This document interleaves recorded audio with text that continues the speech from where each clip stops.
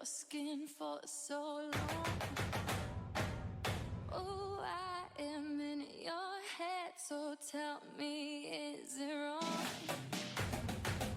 Oh, you fell under my spell, so well, so well. Oh, you fell under my spell, so well, so well. You fell under my spell, wash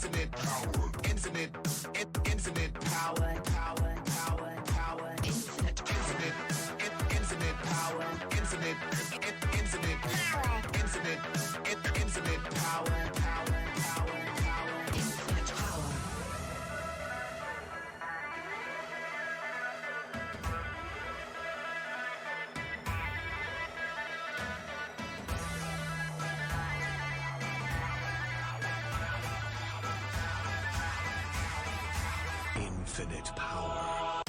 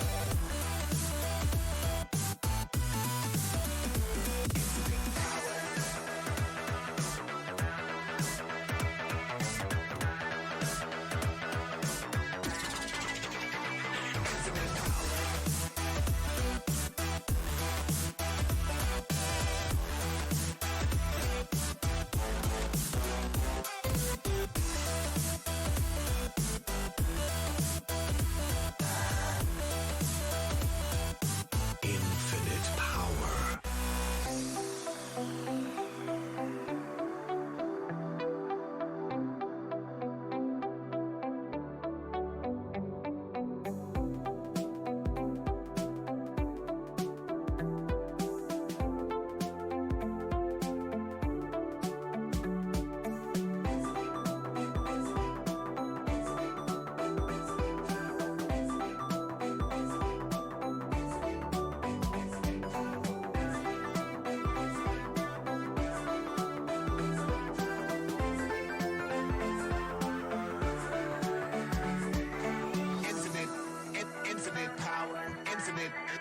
Infinite power. Infinite power. Infinite power.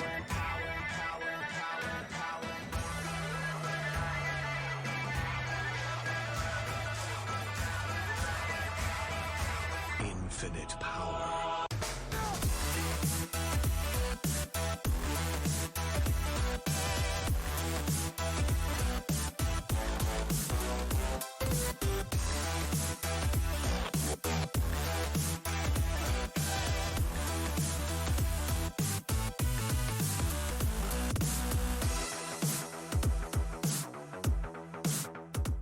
Ladies and gentlemen, welcome back to Frontier Doubles League. We have some Star League action for you tonight. We have the Gators at the Huskies. The Gators will be fielding Robot Man and Stubbs, and the Huskies will have Esto and Cheese. We have the players in the lobby. Let's get them loaded in here and get this game and series started.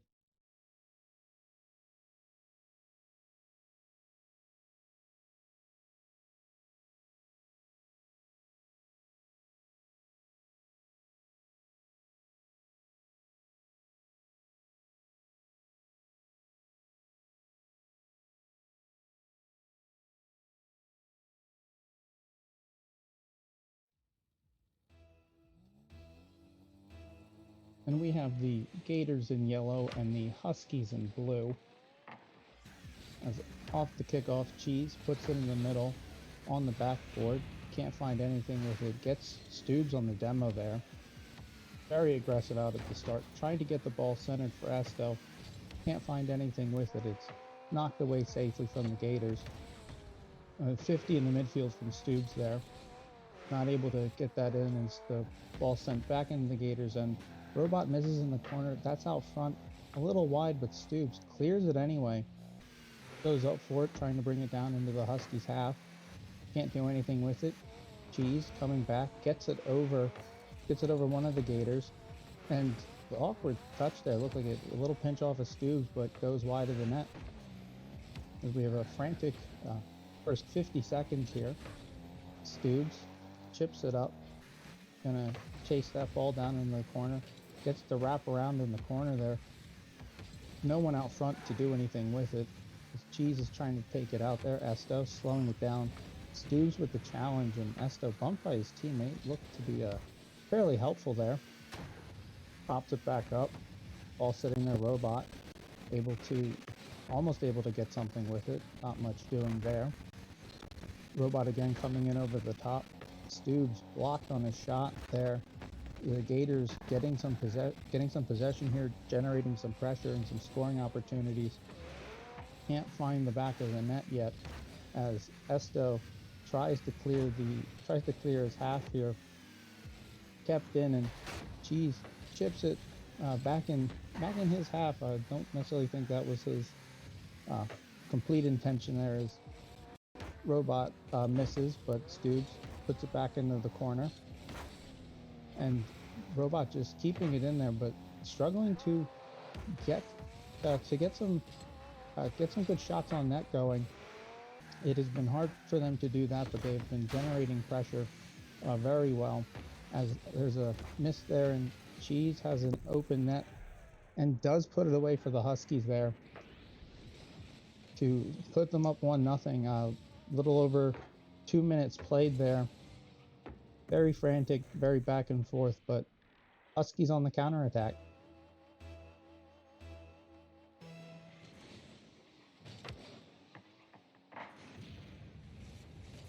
Off the kickoff. The ball was sent down into the Huskies' end there. Cheese takes it up up from the corner and clears it out in the middle. And the ball is just bouncing in the midfield as Stoobs sends it hard into the Huskies' half. In their corner, where both of the Huskies are going after that there, but they let Cheese take it. And he sends it in the middle there. Esto, swing and a miss. As Cheese comes back, gets it around Stoobs. Isn't able to control it well there in the midfield and had it knocked away. Esto getting the 50 on Stoobs. Cheese sending it into the Gators corner there. Both of the Huskies playing fairly aggressive there, but Esto knocks him in the midfield for Cheese. Gets it far side. Stoobs looked like he got a touch there, but not enough to make the save, and the Huskies add another one, 2-0.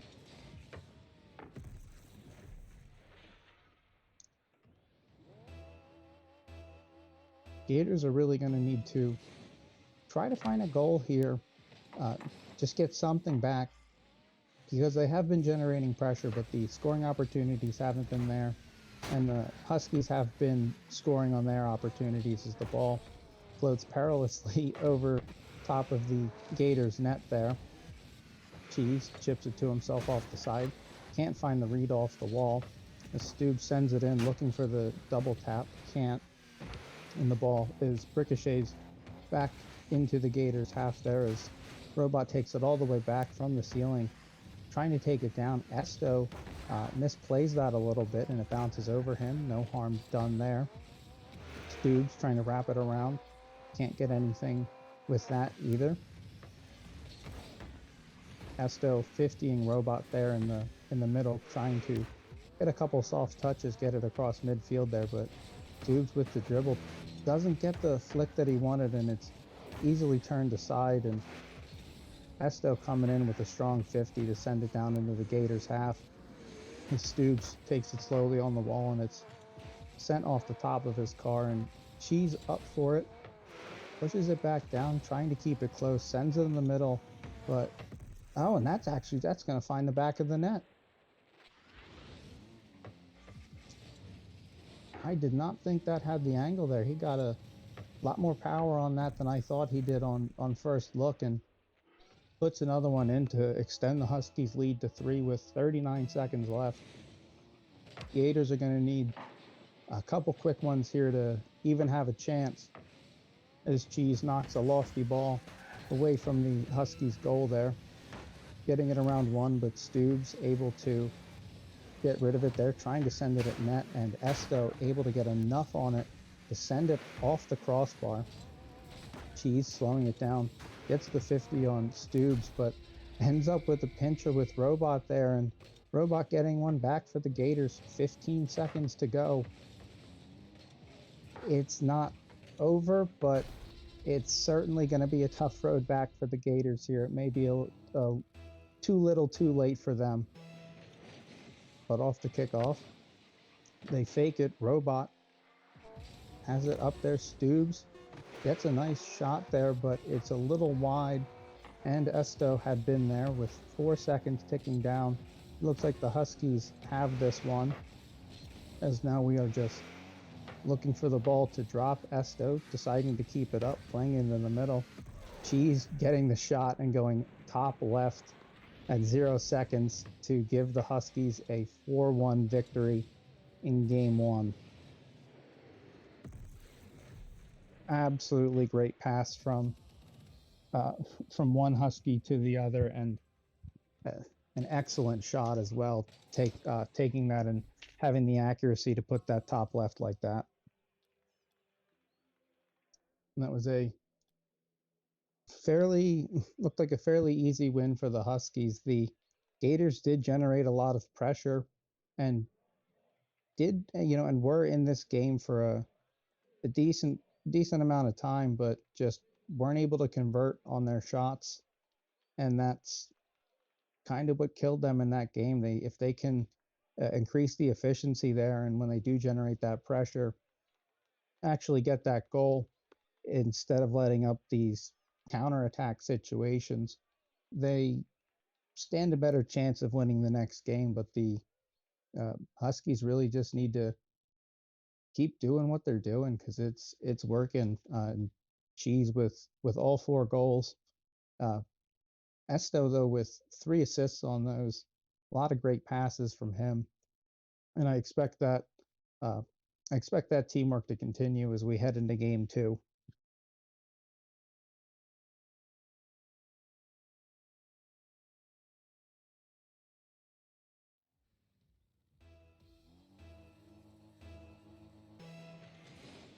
Huskies up 1-0 in the series as the ball is sent into the Gators' end here. Stoops trying to clear, cut off by Cheese, who gets him in the middle, knocked aside by Robot. Esto off the ball to himself, Stoops up to meet it, sends that ball down into the Huskies' half.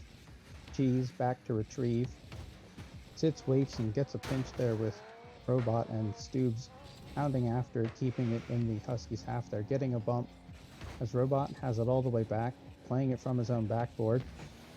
Takes it, tries to get the pinch off the sidewall, and the ball pops into the middle, and Cheese able to get the rebound shot and put that one in, giving the Huskies an early lead there, tucking it bottom left.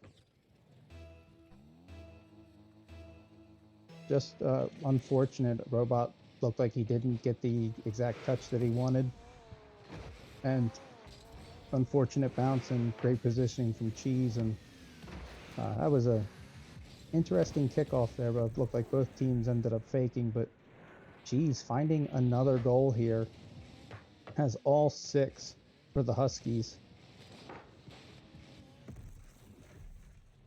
Yeah, awkward ball out front, and his positioning has been fantastic. It's what's been allowing him to score these goals, as it's Cheese trying to take it off of the kickoff, off of the Gators' backboard. Dubes up with it off the sidewall, sends it towards the middle. Esto knocking it aside, taking it up the wall himself. Air dribbling to the middle. Oh, Dubes going with a high 50, guessing right on that one. As Robot's up with it, knocking it down into the Huskies' half. Trying to get it towards net.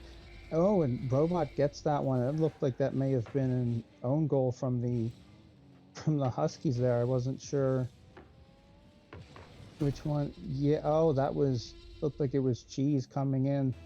Ball dropped and he knocked that in.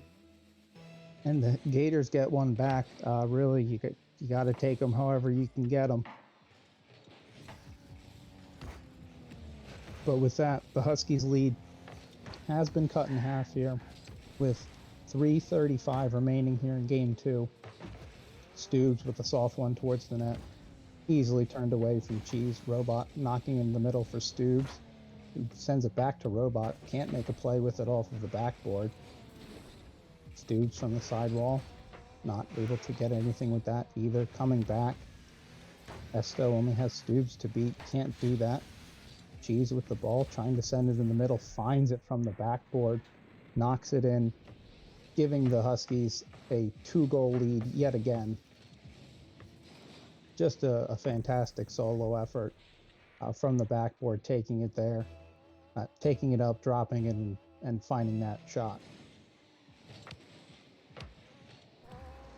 off of the kickoff there. Cheese with another shot. Stoob standing strong, keeping it out of his net, only keeping this as a 2-goal deficit. Cheese knocking it away there from the backboard. Cheese is demoed there by Stoobs. Almost gets Esto, but not able to do that, as Esto with the shot. Stoobs there to turn it aside. The Gators definitely struggling a little bit with the Huskies offense here, as Robot finally gets the ball into the Huskies end and relieves some of the pressure there. Robot sending it into the Huskies half. Can't find the touch in the middle, as it's off the sidewall. Cheese sends it off the backboard, where Robot finds a touch, and Stoobs following up. Can't do anything with it in the air. Cheese trying to find the touch on the corner wall there. Esto with the soft chip over the top off the post. Has his own rebound. Puts the Huskies up 4-1 with 2 minutes 3 seconds left. Great control. Great awareness. That was a fantastic 50. And an easy finish. Stoobs tries to win it forward. Gets it, not able to do anything with it. Cheese sending it back in. Stoobs with it off the corner. Knocks it out, trying to go forward. Finds a demo on Esto there, but Cheese able to find the flick over Robot and get it deep into the Gators half there, and tries to set that one up for Esto, and not quite sure what happened there, but it's going to roll the other way, and Robot's going to have a free one there, cutting the Huskies lead in half yet again.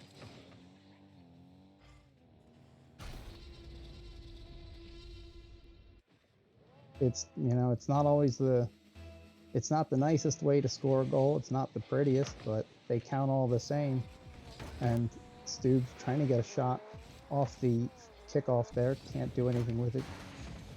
Cheese in the corner, as the Gators are both sitting in the corner. Very aggressive play. Stoobs trying to center it there.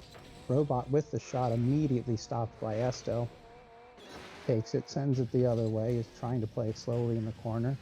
Sends it up, looking for that aerial bump there. Did find a bump on the ground on Robot, but nothing doing. Stoobs with it, trying to go in the middle. Cheese easily clears it away. Has it, can't do much with it. Robot sending it into some space there, but Esto is quick to meet it, and looks like Stoobs got a pinch off of that one. What a pinch there.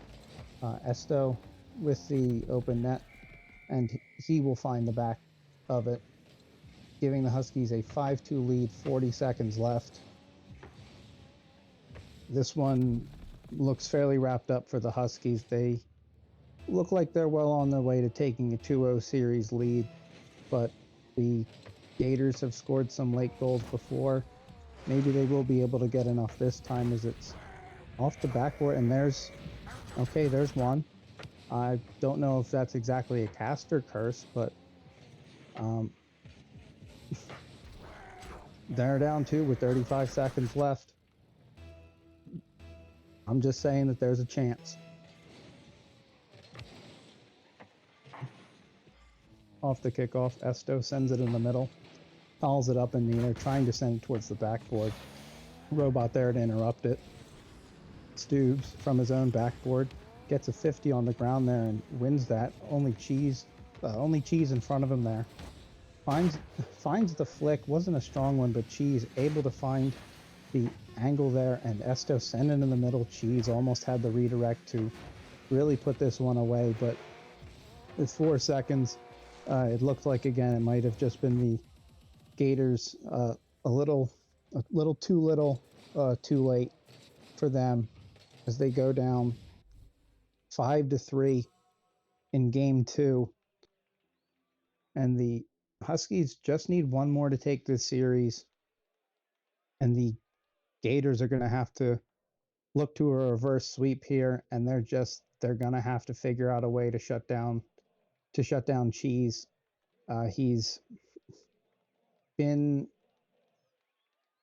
been pretty unstoppable. Really looking like he can do what he wants, score when he wants, and Esto has been playing really a solid second, and is not really a second, just hasn't been the one who's been scoring most of the goals, and that's not a slight to him. He's been uh, a wonderful compliment to what Cheese has done, and really, Stoobs and Robot have been playing well together too.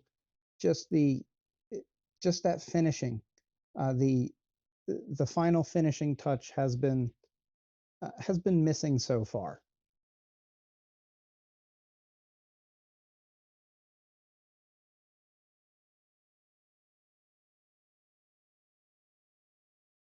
As we come into game 3 here,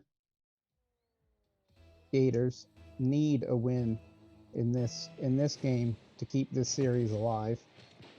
If the Huskies win this, they take the series, and we will be moving on to our 9 o'clock game. But as we come in here off the kickoff, that one's towards net. Esto almost finding that, could not. Stu sending it the other way. Esto blocking that centering pass before it could become anything dangerous. Esto drops it to Cheese, chips it down into the Gators' half, where it was corralled by Robot, cut off in the middle by Esto, but Cheese able to get a 50 there before Robot sends it into the Huskies' half, where it's quickly cleared back by Esto. Cheese getting a good 50. They're trying to get in the middle. Robot there to meet him on that 50 out in front. Not able to get a great shot. Looked like he was trying to put that on goal, but it was well wide there from Cheese. And he's able to get a 50 on near the sidewall there. Stu's back to catch it. Doesn't have the greatest control on it, but Robot behind him to help him. Trying to play it softly in the corner. Cheese just harassing him in there, not giving him any room to work. Robot gets a pinch there. Stoob sends it, and they might have a goal there. They do. A little pinch play, but that ball popped in the middle there. Yeah, with Robot and Esto, and Stoob's able to get it over Cheese just enough to put that in. And the Gators have a lead.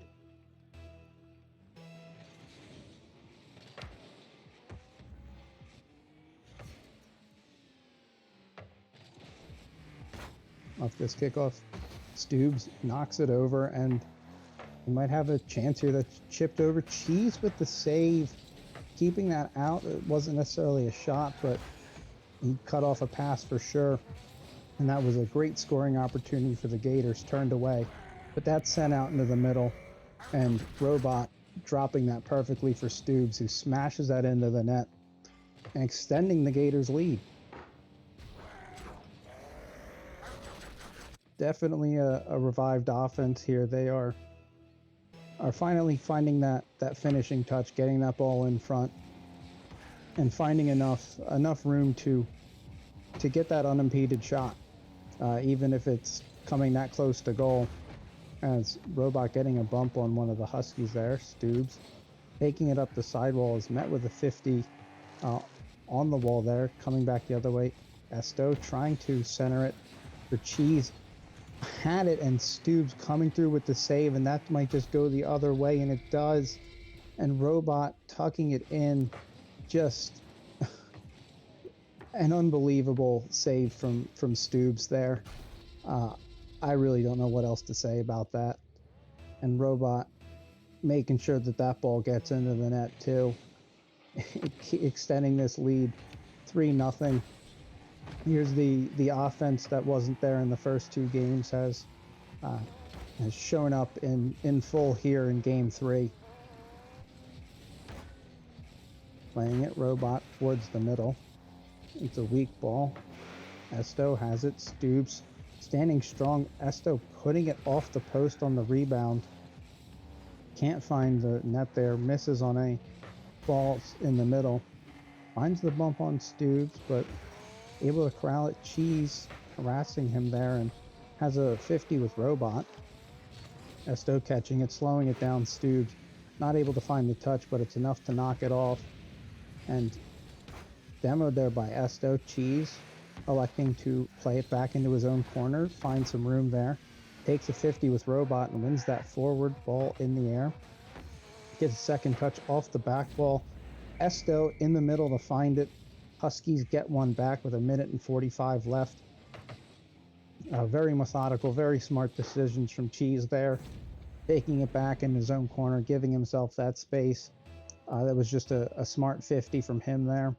And a great pass off the backboard, and Esto with a fantastic finish.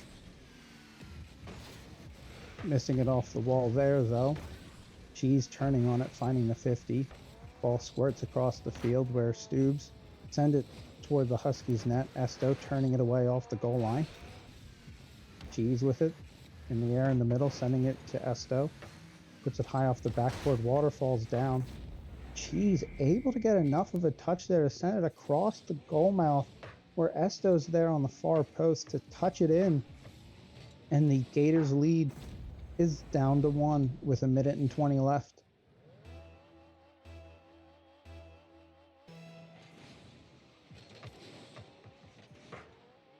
Off this kickoff, Esto sent it in the air, got bumped on it. Robot putting it in, Esto knocking it out of the air before Cheese sends it high into the Gator corner. Robot underneath it in the midfield there, trying to find a 50, doesn't. Esto pushing it forward.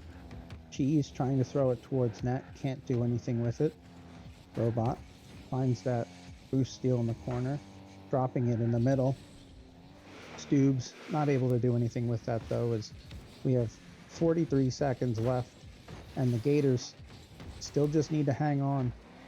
But Esto with the ball on the sidewall here, just sitting underneath it, elects to move back. Cheese with his touch sends it up, goes after it. Don't know if he found the reset there or not, but regardless, nothing fruitful coming from that. As Cheese has it up on the wall again, sends it towards net. Stoobs turning it aside, getting demoed there. Esto sending it off the backboard. Robot with the read, but it knocks it down there. Esto has the touch, couldn't knock it in, but Cheese with the rebound ties it up at 3 with 5 seconds left. I thought they may have lost that there, but Cheese with a very smart demo that even on that miss allowed him to make that turn and get that rebound shot. So with 5 seconds, the Huskies have clawed their way back. I don't know if they will necessarily try to win this in regulation, as we have 0 on the clock. Sends it up and Esto pops it and the ball drops for overtime. And the Gators need to find one just to stay alive. But it is a golden goal scenario for the Huskies here. As it's sent over, that's in the middle. Cheese to Esto. 10 seconds into the overtime here in game 3. And that secures it for the Huskies. And a heartbreaking loss there for the if you're the Gators. Such a strong start, and to lose it like that, and then especially to lose it in overtime as well, is definitely hard, but very well played to the Huskies. They had a fantastic game, and game 3 they really showed some grit in fighting, clawing that back, finding those first couple goals, finding that equalizer, and getting that quick overtime goal as well. That was a very impressive play from them. But I do believe that is all we have for you right now. I'm not sure if we're doing an interview or not.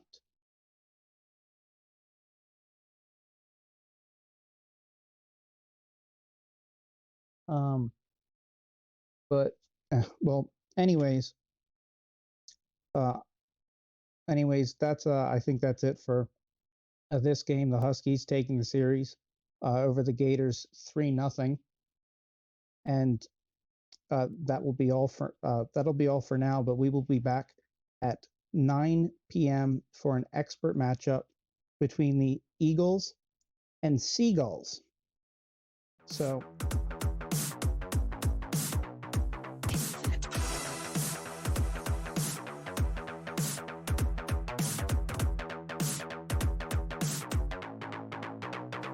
Infinite power.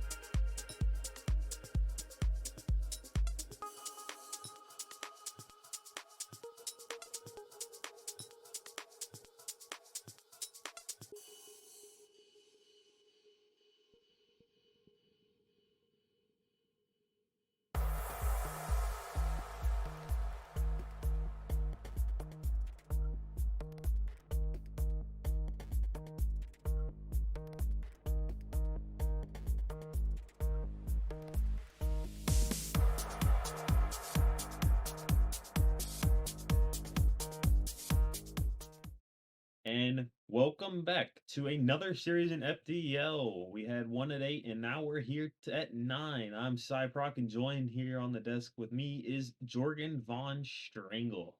How you How's it doing, going? I'm dude? We going got an pretty good, buddy. expert league matchup. Actually, your team's playing tonight. Sadly, they sat you down. I mean, if you were on that field, maybe the Seagulls won it easier, but who knows? We have Drax and Reaper on the Seagulls, and on the Eagles we have Debbie and Washed. So, what are your thoughts on this, Jorgen? Definitely excited to watch this game. A little sad that I'm on the bench today, but with Drax and Reaper playing today, it's going to be massive. I've watched Washed play a little bit, and he's definitely good in the air. So I think as long as Debbie and him work together, I think we're going to be looking at a game 5 today. Game 5, early prediction, Jorgen. That's definitely bold, but we'll see how they do. And I definitely know that Drax and Reaper, they're a deadly combo if they click. And if they don't click, it's looking bad for the Eagles. So they need to click here, and for the Eagles, they have to step in the way of that team play for the Seagulls if they want to stop them early. But with that being said, Jorgen, I'm ready to get into this gameplay. So we'll go ahead and get these guys in their respective teams, and I'm so ready. I can't wait to get this series underway, and this is going to be a crazy series. Yes, I think so too. I'm excited for this. And Look, here we go, trying to get everybody into the teams. There we go. We got everybody in here. This is FDL. We're perfect. And here we go into the kickoff. Washed and Reaper. That's going to go the Eagles' way, but that's giving Drax possession. Debbie with the early challenge, but Drax is going to come out of that into the Eagles' half. Solo play, and what a shot! Drax out of the gates, firing on all cylinders. yeah, I definitely didn't expect him to have that time from Wash, but he managed just to take that open position and get a quick goal. Definitely looking good for them right now. 10 seconds down and already a goal lead for the Eagles as Debbie and Reaper go for the kickoff. The kickoff's going good for the Eagles. They just have to capitalize and put a little bit more pressure on this Eagles team as Drax is going to pass that one over to Reaper. Debbie challenging early, but Reaper gets it over him. He's going to go for the bump, but hits nothing but net and no players. Drax going for the aerial, and he almost gets a 50 over Debbie. Almost cramming that in top corner, and what a save as Washed taking that back down the other side of the field, and so Washed puts that right over the defender. That was awesome. I wasn't expecting to see Reaper give him so much time like that. I don't see why he was backwards, but Wash definitely saw that and took advantage of it. Yeah, and definitely 1-1 with 4 minutes and 24 left. This is just going to be an insane game as a missed kickoff. I did not see who missed the kickoff. We'll see here in a second. But Wash getting a good kickoff, and Drax. Ooh. Oh no, it had to be Drax, the man himself, missing the kickoff and giving the Eagles a 2-goal lead. That's not what you want in this game, because we know this one's going to be close, Jorgen.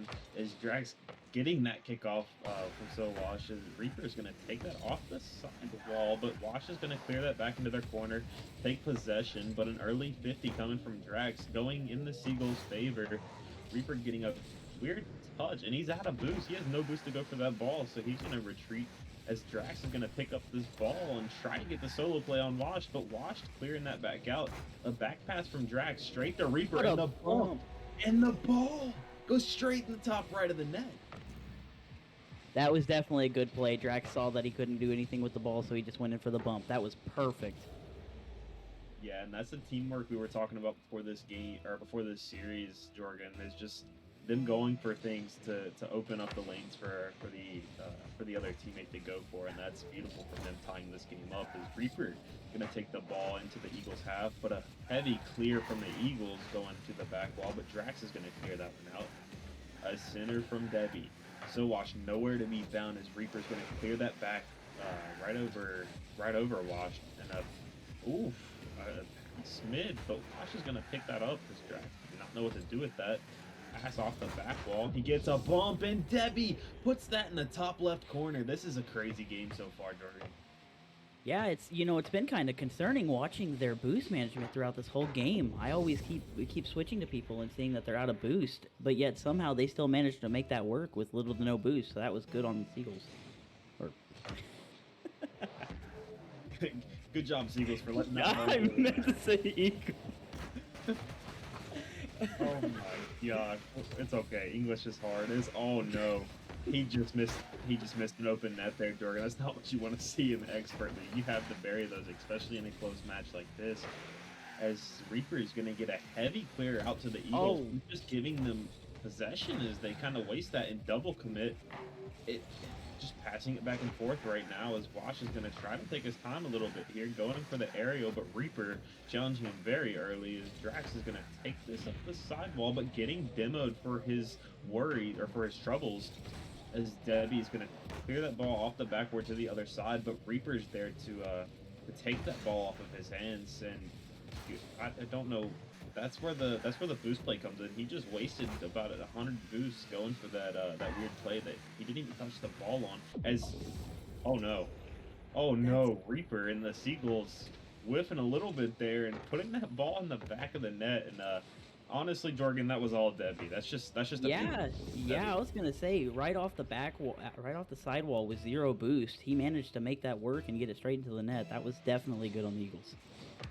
Eagles are known for having some smart players, so I think he definitely meant for that to happen. I think he knew that Reaper was going to whiff there, but who am I to say? I don't know. I'm not playing. And oh my, what a save! Holy cow, Jordan! This is Elite League? Question mark. This is looking more like Star. This is crazy. It's such a close matchup, and holy cow! But only a 2-goal lead for the Eagles. They need to keep that up, and Reaper going to ball Debbie and put that one in the back of the net for free. That was so close. It definitely looked like Deb didn't expect Reaper to take such an early challenge on that, but it worked out well for the Seagulls. Yeah, most definitely. And Reaper's gonna take that one back after that own goal. He's over there licking his wounds right now, and that's got to be at least a Band-Aid, maybe even a gauze bandage. So hopefully they can get that goal to tie this up and make it closer. As passing plays coming out from the Seagulls, I like that. They're getting confident. Debbie's going to put that one into the back wall, but Drax challenging early. I think he didn't get the flipper set. I thought he did there for a second. It looked like it. Drax is going to try to put that one center, but Wash is going to take that ball and put that right back into the Seagulls' side. Going for a pass off the backboard, but doesn't get it. An overcommit from the Eagles. Drags going downfield, and he's going to put that to the right of the goal. Oh no! And Reaper is going to try to get back to that ball, but Debbie clearing that back out into the Seagulls field with even a little bit of stress off of them. But Drax, I've noticed, Jorgen, in this game, Drax has been a little bit aggressive on those early challenges in the early 50s. What do you think that they need to change or what they need to do to bring this game back? Well, definitely seeing a little bit of team plays between Drax and Reaper, and when they do it, they always seem to get it downfield and do a lot of aggression towards the Eagles side of the net. But a lot of times they just keep, oh, what a bump! Oh no! The air dribble bump, Jorgen, and you were talking about it. Wash has the insane air game, and I didn't know it, but holy cow, that's gotta feel bad for the Seagulls. Yeah, definitely. When Wash goes in the air, he's already figuring out what he's gonna do, and you just gotta be ready for it. Here we go into the final 40 seconds. Drax taking that ball over one defender, getting the pinch into the Eagles' half. They need to come up with something quick if they want to pull this game back to even try to go for the tie or the overtime. Is Drax putting that one center, but Reaper playing a little bit too far back, does not have time to get to that, and that's going to cost them. And holy cow, what a save by Drax, getting back just in time. As Reaper's going to clear that back out into the Eagles' half. 15 seconds left to go. And Debbie's gonna get a nice clear, just to throw away some time and make sure that the Seagulls have no chance. And it seems like the Seagulls have kind of fell apart in this last few seconds. As Drax is gonna get a little clear out, and that's gonna end game one. The Eagles taking that one, and wow, that's not what we expected in game one. What are your thoughts on this one, Jorgen? So this was kind of a back and forth matchup. Well, it was tough to watch. It's hard to stay impartial for both teams when you're seeing your own team playing, but definitely saw a little bit of misplays between Reaper and Drax, just in terms of the solo plays. But Wash and Debbie managed to find the holes in their play style and managed to get the win. So definitely good on the Eagles on game one. Yeah, most definitely, and I do agree. The Eagles did kind of pick the Seagulls' mistakes apart, and they took what they could get, and that's what won them this game. I mean, 5-3, they won by 2 goals, and I'm gonna go ahead and check the shots. We had 6 shots from the Eagles and 7 from the Seagulls. That's so weird. The Eagles and Seagulls. Why did? Oh no! See, now I'm messed up. See, now I you didn't know even why think I of got it. mixed up. Yeah, no wonder. No wonder English is hard with this series, but it shows that the Seagulls were more dominant on getting shots out. Yeah, it was only 1 shot, but still, the Eagles picking their shots a little bit better and ultimately shooting for a higher goal percentage. Yes, you want the bigger shot percentage as well, but when you're shooting almost 90%, I believe, or something like that, 80 something percent, then it just doesn't matter because I mean you're gonna get the game anyways. As we roll into game two, Jorgen, we have Reaper and Wash on the kickoff. That's going to go for the Eagles. As we've seen lately, their kickoffs have been very good. Debbie passing that one middle, and Drax missing the 50 on Washed, and Wash is just going to take that one as he pleases into the air, but Drax not missing another time. You fool me twice, shame on me. Or you fool me once, shame on me. You fool me twice. It's just not going to happen for him. As Drax almost getting a shot off, and Reaper getting a little bit more aggressive. I think he played a little passive in the previous game, so definitely good to see that. This Drax is going to try the solo play over one, but he doesn't get it. He gets stopped immediately by Debbie, and Debbie's going to stop Reaper as well, giving Drax the open shot, but it's just too low on boost. He can't do anything with that. Reaper challenging that ball early, coming back for that as Debbie took a little bit of control.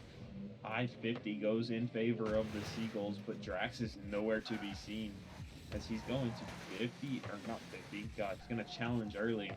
And Wash is going to get the clear back out, but he whiffs on the touch, and that's going to give Reaper a free 50. The ball kind of stales out, though, and what a pass from Drax, but Reaper cannot generate a shot off of that, and a whiff coming out from the Eagles' defense. Maybe a little bit too much pressure right here, Jorgen. One of the things that Drax thrives on is pressure. Every game that I've played with Drax now, when we go into game two, he definitely starts sweating. We usually take a loss in game one. We're trying to figure out how the players play, and then you can just see he wants to do some more solo plays this game, and he's staying back because he's trying to let Reaper do his thing. But I definitely think Drax needs to keep doing his solo plays because he manages to keep taking it downfield. Yeah, most definitely. And what a team play there, and a dunk coming out from Reaper. Drax there looks like he made the defender jump, and Reaper having the free open net. Oh, he didn't make the defender jump. He made him swerve out of the way a little bit, but still distracting the defender and giving Reaper the easy 50 and the dunk into net. And I mean, they're up 1 goal with 3 minutes left. Definitely took a little bit more time there to score, Jorgen, but an early shot coming out from the Eagles, and what a save by Drax. That's beautiful from him as they're going to put that into the corner, and Drax whiffing a little bit in the corner, maybe a little bit nervous after that first shot, but he's going to take control of this ball. Needs to get it past one, goes for the what was that? Yeah, 180 degree flick. Yeah, I was wait, gonna say it was 90. He was only sideways. yeah, I can't count. Okay, this is why I do bad in math class, okay? And English class. I'm gonna be honest, dude. I suck at English too, but Just Reaper's school. gonna, yeah, this is school. I'm bad at it. As Reaper getting the early 50 and putting that one middle, but Drax just not close. It's been the storyline of this game. They've had opportunities, they're just not getting to them because the second man's too far back. As Drax is gonna try to put that one mid again, but he's going for he was going for the solo play, but I guess not enough boost. Reaper challenging that ball early. Can he get the ball into the Eagle net? No. Maybe he can. Yes, What? he can.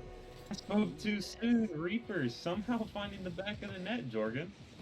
Yeah, that was not expected. I thought Debbie definitely blocked him there.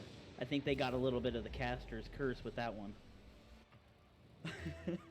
Yeah, definitely. I mean, me and KJ always had the discussion that Caster's Curse followed him more, and then me and him started casting together. And we found out very much so that it was definitely me as Reaper burying another one in the back of the net. And yeah, I like that you said it was kind of a filler game that first game because right now the Seagulls are firing on all cylinders.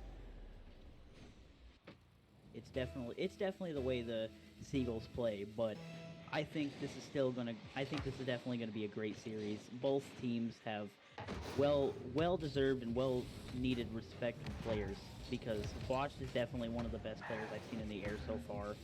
And I definitely, when I see him on the field, I'm worried about facing him because if he's going in the air, you just need to be ready to block it because he's gonna put a shot on net. You heard it here first. Jorgen's over here shaking in his boots, just watching Wash play right now, and he's worried for his teammates. But I don't think you have much to be worried about right now because Reaper and Drax are looking crazy. Wash putting that off the backboard, where Reaper getting the clear out into the Eagles' side, and a little bit of ping pong here. I'm not gonna lie, because Drax puts that into the sidewall, trying to get that one back to Reaper, I assume, but giving Debbie the free shot, and Reaper cannot get up for that ball, and that's a goal for the Eagles.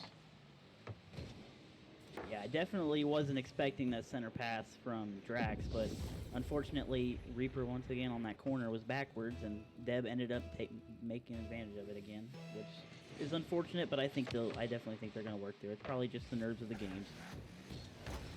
There you go, and maybe a comeback from the Eagles. Who knows? Debbie is definitely unpredictable, and oh my God! And the Eagles are unpredictable as the team play comes out. Debbie gets it past one defender with a dribble, passes it to Washed, and Washed is just gonna bury that in the back of the net, and there's nothing Drax could have done.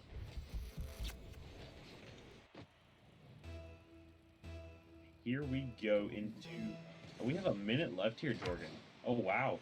And we're only down by one, so there's definitely a close game for sure. The time went by so quick. It felt like the first game was so much longer than this. I'm not gonna lie, this game kind of flew by a little bit too quick for me. I'm kind of sad, but we are. We got the whole rest of the series. Is the Eagles trying to mount an attack, but Reaper, the defense is just too good from him. Is Wash is gonna say no, it's not. He's gonna try to put that one mid, and he gets one past the Seagulls, and it's 3-3 with 30 seconds left to go. The Seagulls somehow let the Eagles back into the door. Definitely wasn't expecting that. For once, I expect Drax to be able to fight him like that. I didn't expect such a late challenge, but I just think it's the nerves at this point. But then again, Wash is definitely good at what he does. Yeah, and that's just it's so crazy to watch lower leagues like a depth and notice that expert league is only one league higher than this. It's crazy to me. The gap difference because these games are a lot faster and a lot different pace. But it's 3-3 with 10 seconds left. We're looking for a game 2 overtime, but who knows? Maybe one team can come out closer to that win. And the Eagles, no, Ooh, that was incredibly close. The Eagles almost took the win there. Oh my God, that was almost an upset for the Seagulls. That would have been disgusting if they could have got that off the ground. The Eagles definitely have to be pumped for this overtime as we go into it. Debbie putting that one over the Seagulls net, giving Reaper the free possession as Reaper's gonna try to get that ball past one, and those Seagulls are gonna take it. They almost lose it right before overtime, and they take it with ease in overtime.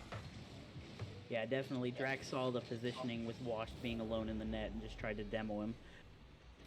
That was definitely a good play by the Seagulls, tying the games at 1-1. I definitely am looking forward to the series. Both teams are playing incredibly well.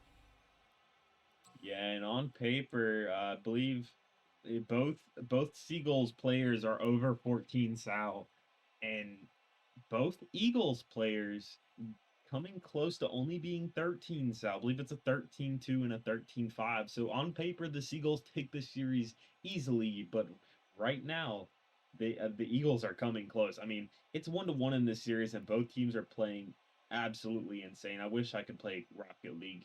I wish I could hit balls as good as these people, but 5 shots coming out for the Eagles, Jorgen, and 10 coming out from the Seagulls. So maybe that's what we saw. Maybe the shots were just too much for the Eagles, and they doubled the Eagle shots. That's crazy.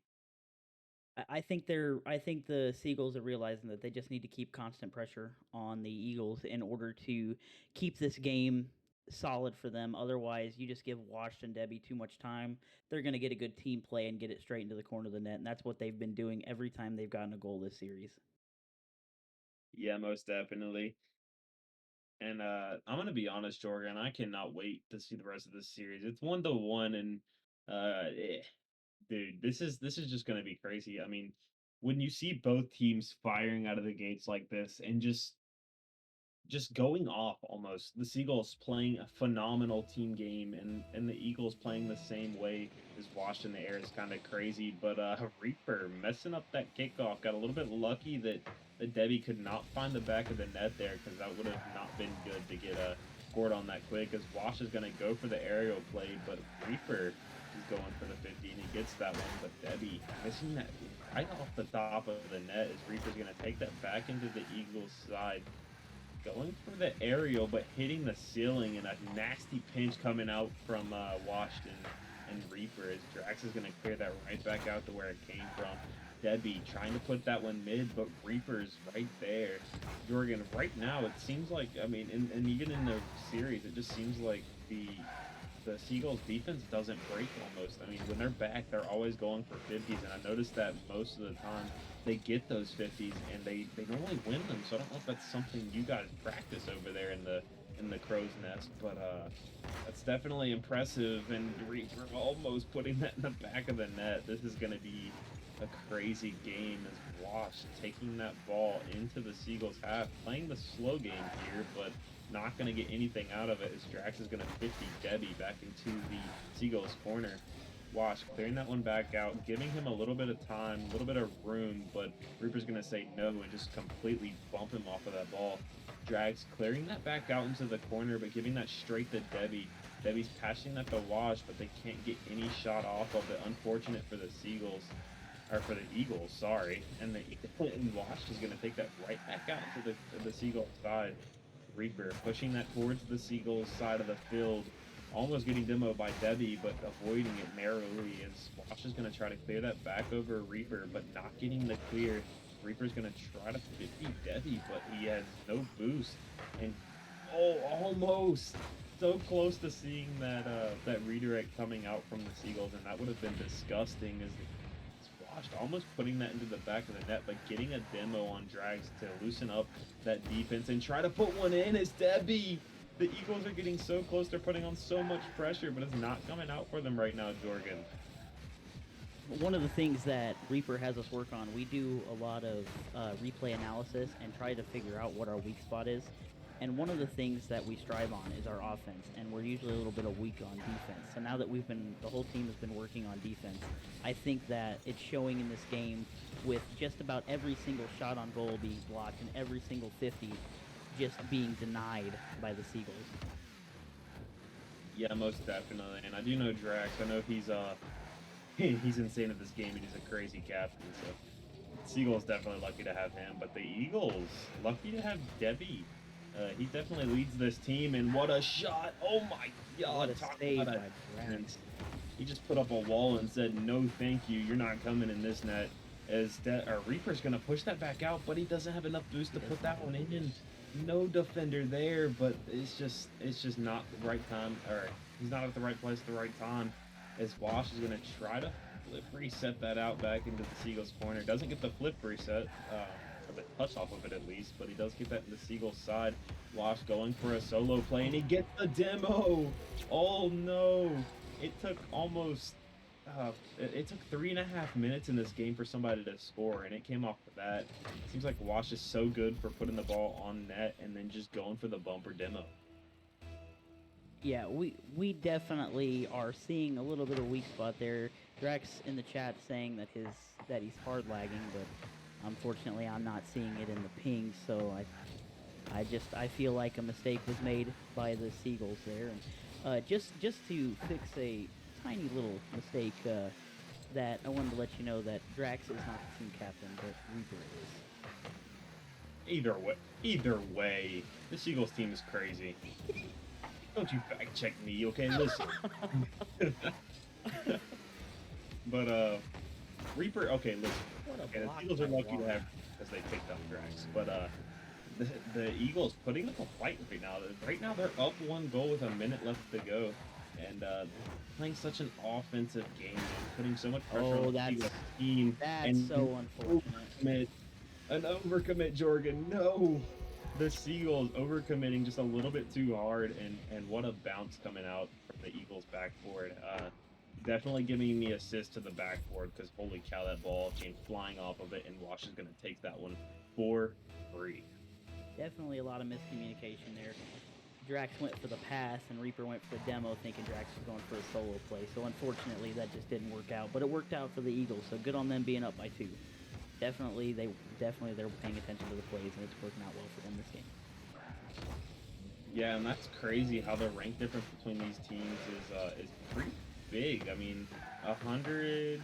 Hold on, let me not mess up. Yeah, 100 MMR separating this team. That's by players. So by player, I think the max they got is like 120 MMR, but that's crazy and holy cow.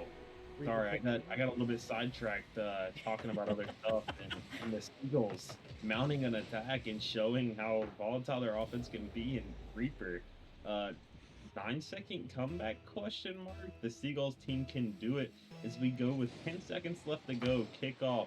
The Seagulls are gonna win the kickoff, and Drax almost getting the shot on net, but he does not have the angle nor the boost.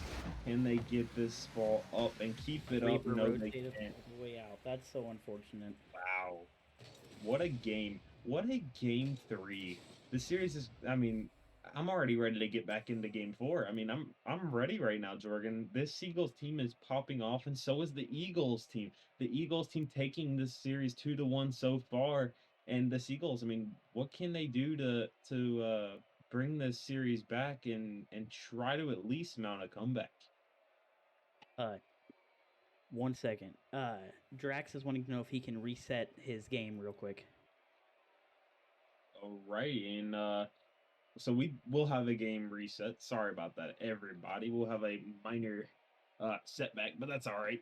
Me and Jorgen can talk for a little bit. That's what I'm known for. I'm good at talking. So yeah, I can't speak English, but I'm known for talking. This, you know, who needs logic? Okay, who needs logic when you have a Cyproc and a Jorgen? Um, especially in FDL. FDL gives you everything to talk about, but I want to go ahead and talk about how the Eagles are playing right now because right now they are out what do you say this? They're outranked. So the Seagulls technically have more rank on them, but they're playing with their heart and they're playing with their minds, honestly. They're playing smart Rocket League and they're putting the ball around the Seagulls team where they need to and they're stopping the team play, which is what they needed. I mean, they needed to stop Drax from passing to Reaper and they needed to stop Reaper from passing to Drax. I mean, the Seagulls have been known, their expert team has been known for passing to each other and putting the ball around the defense. And the Eagles have stopped that very nicely through this series. So hopefully Drax can get that malfunction fixed quick because I'm ready to see how this turns out. I'm definitely looking forward to this series as well. A lot of little mistakes were made between both teams, but a lot less fatal mistakes were made by the Eagles going into Game 3. I am looking forward into Game 4 as like normal. That's usually Drax's sweet spot when he's down, and I'm hoping to go into Game 5 today. But that being said, that's not going to happen if they don't keep communicating. There's definitely a little bit of plays where you can see that a lot of the players are running low on boost and relying on the 100 pads and on the sides and on the corners, and it's definitely losing a lot of time on the play because you're seeing some people go halfway down the field with the ball and then lose the ball in the air because they don't have boost to continue. So definitely hoping that they get a little bit more boost management moving into this game and a little bit more communication for future team plays. Yeah, and I'm gonna go ahead and say we just got Drax back, but before we get them back into their teams, I wanted to go ahead and say I've noticed that because the past few games that I have been a caster a part of, and yeah, we can go ahead and get them back into their teams, just so we can get this series back on the way. But I've definitely noticed that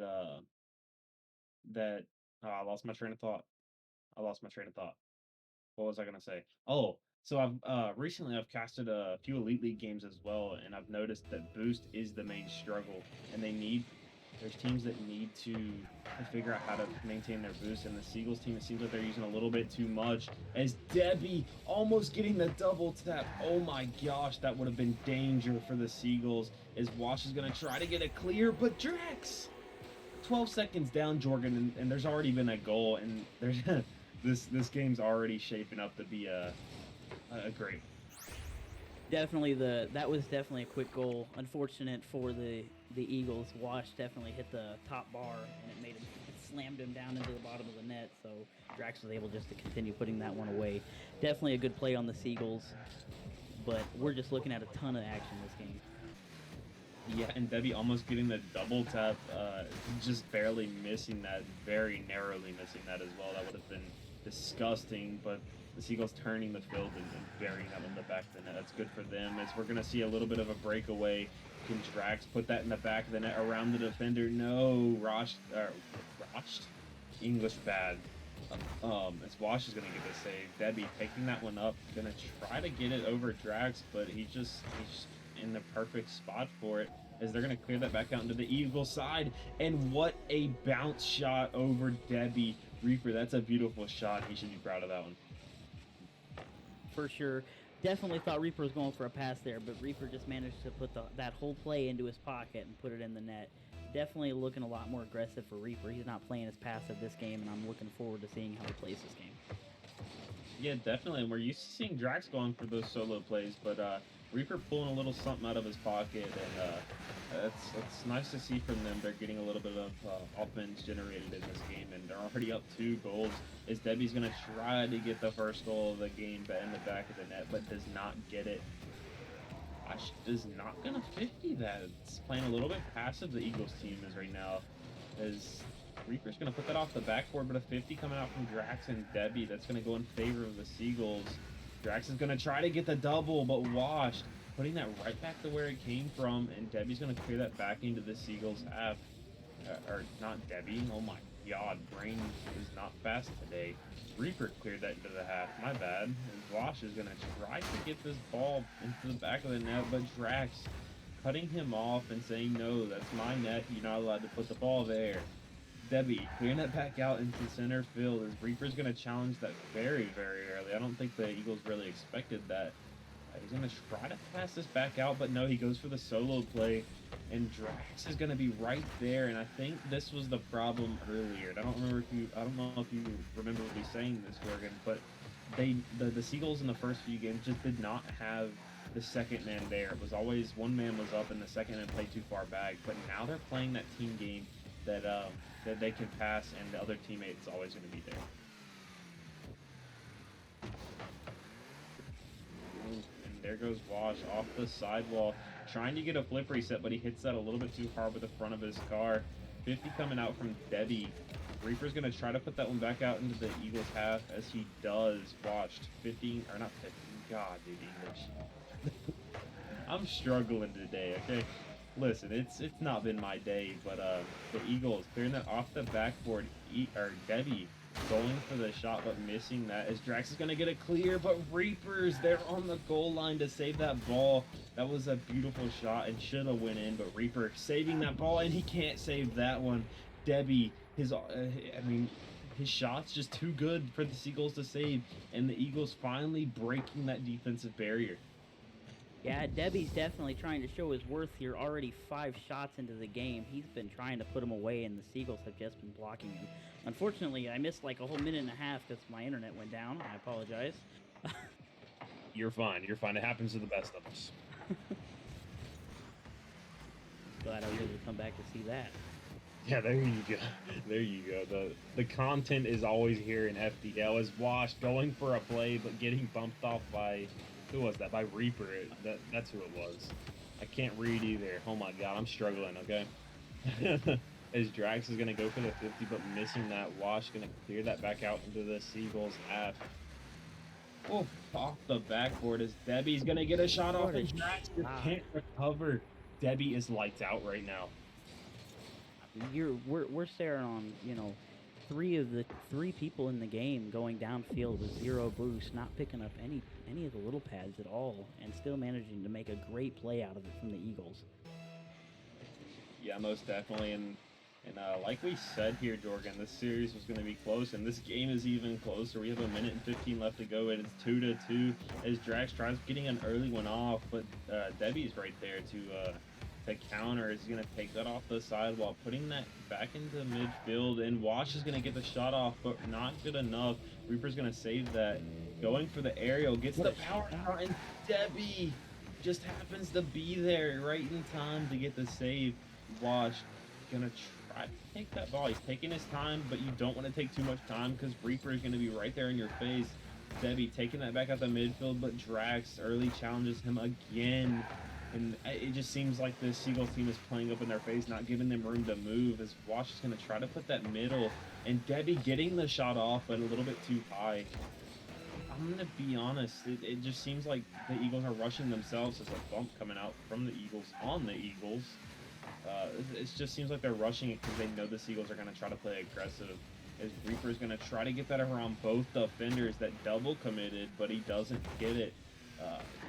There's like a 25, 75. I don't do math either. As a, oh no, Jorgen. Oh, That was definitely unfortunate to see from the Seagulls. Just do it. Just no communication right there. Drax went for a ball that Reaper was on, and Wash ended up just cleaning that one up for sure, putting them on a 1-point lead with only 5 seconds left to go. That's crazy. got sidetracked again and kind of zoned out just talking. Holy cow! I need to drink an energy drink. I think I'm tired, but oh no! And that's gonna be the series here. That's unfortunate for the Seagulls. Definitely thought they could have done that and brought this back to a closer series, but the Eagles are gonna take it 3-1, and that's an upset for the Seagulls because we thought they could have came into this game and played a little bit better, but the Eagles just showing dominance, and they had what 15 shots coming out from the Eagles. Holy cow, Jordan! Yeah, both teams just kept waylaying shots on each other's nets. It was definitely an action-packed game for sure. Just, I guess, just slightly less mistakes made by the Eagles, and it ended up being the win for them for sure. Game 4 was a heck of a lot closer, but good job on the Eagles. Great win tonight. You guys were playing very well tonight. Deb definitely put in some pressure, showing that Wash isn't the only one with aerial dominance on the team, and that was good to watch. Yeah, most definitely. And both teams really coming out and showing dominance in this series. And we have a bit of a post game interview. Jorgen, you'll get very familiar with this. I know this is your first time in the booth, but this is where we ask the winners, the people who just slap the crap out of the other team. Um, what's up, Debbie? What's up, Wash? How are you guys doing? Doing good, you? Good. It's good to see Hey, you. it's another night in FDL, and hey, if you're in FDL, you're having a great time. I don't care who you are. If you're having a bad time in FDL, you're not doing something right. Um, you guys were the lower salary team. The Seagulls outranked you guys, but you outplayed them. How does it feel to come into this game and beat a team that was on paper looked better? Uh, it feels good. So, I had a feeling they would send in their top lineup. Um, Especially once I saw Jorgen sitting here, I was like, oh, okay, here we go. We're going in for the ringer. So, um, it felt good being able to come out on top. We knew it was going to be an uphill battle going into this series, and we were just like, all right, let's go in and play our best. Yeah. I gotta say, I definitely was giving props to Washed all game because I've always been worried about his aerial dominance. But Deb, you actually showed this game because I haven't seen a whole lot of your gameplay that you're actually super aggressive, and I was not expecting that. I didn't see much mechanical failures from you, and it was definitely fun to watch you two play and work together as a team. It sucks that I had to watch my team lose, but if it had to lose, I'm glad that you guys played so well against them. You guys had such a good game. Thank you. Thank you. Yeah, I appreciate it. I just took some notes based off of your gameplay. You really impressed me the other night where you went crazy. I think it was against the Dragons, I believe, that Yes. you guys got the game 5 win. playing incredibly aggressive. I personally like that game style. I wish I got the game 5 win. We took the loss. No, I'm so sorry to bring back bad memories. It's okay. It's okay. I'm gonna send Jorgen into flashbacks over here. Oh my No, not the flashbacks. Debbie, I want No. to ask you really quick, right before we send you guys out of here and kick you out of the booth because no players allowed. But when you almost hit that double tap coming into game 4, what were your thoughts after you missed that and they scored? Because I was hurting for you. I saw how close that was. Nothing new for me. I suck at double taps. One day I'm gonna be the double Debbie double tap, but not today. A I little was bit more already practice on celebrating. that. I love that response. No truer words were spoken from a Rocket League player. Dude, I was already celebrating. I seen him go up. I was like, "You got all day." And he missed it, and they scored. I was like, "Never mind. We don't have all day." Yeah, I Dude, just dented the crossbar. Dude, I watched Wash hit the crossbar. He like went to save and he hit the top bar and it like slammed him into the ground. I was like, no. I was trying to get. I remember that. I was trying to get to the backboard so I could save again.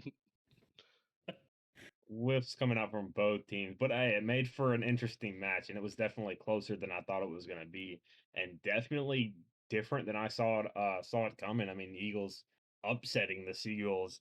Before I let you guys go, I'm going to ask each of you the same question. Debbie, is there anybody you would like to call out? Um, let's see. I would love to play some of the teams from the other conference, like Monkeys, Colts, Hornets. They look like they're clear top dogs in the expert league. So maybe we'll see a little bit of that with the midseason mayhem that Chris with a K is hosting. So I might look forward to that. I can't wait for that. He showed me that in DMs, and oh my god, I'm kind of scared of it myself. I don't know if I'm going to be able to play in that. Fingers crossed I come up with an excuse, but I'm going to go ahead and ask you the same question, Wash. Anybody you want to call out and disrespect on stream? Um, Actually, yeah. Hawkish, because he didn't think I could compete. Yes. He didn't think I could compete. Guess what, Hawkish? I'm here, baby. That's who I wanted to face last week. Hey, I've been wanting him for a while.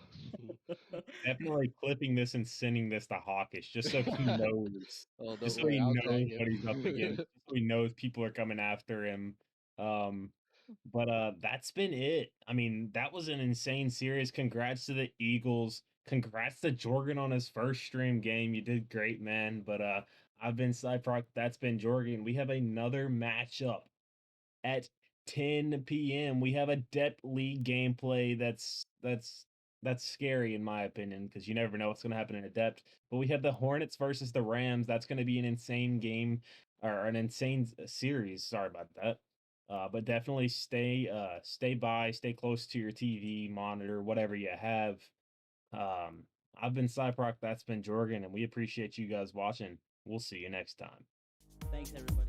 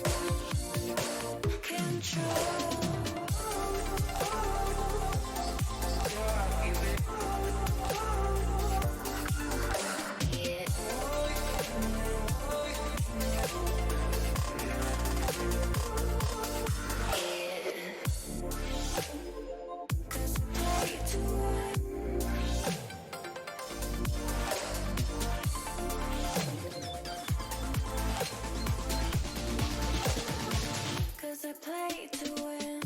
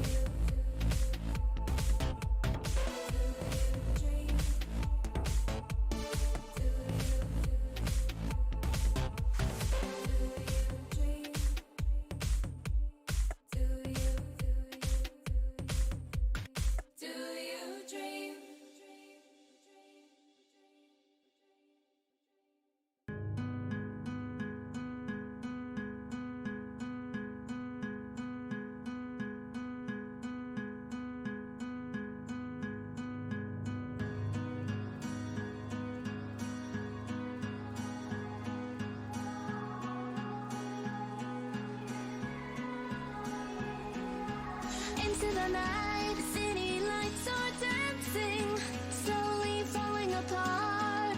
The shadows causing an outbreak. I'm wishing upon a star. This time I'm feeling stronger, and I know I can do better.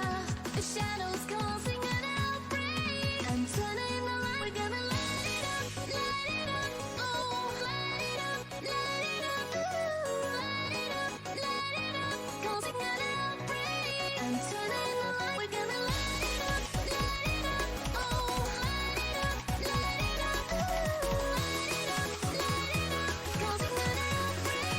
I'm turning the lights on.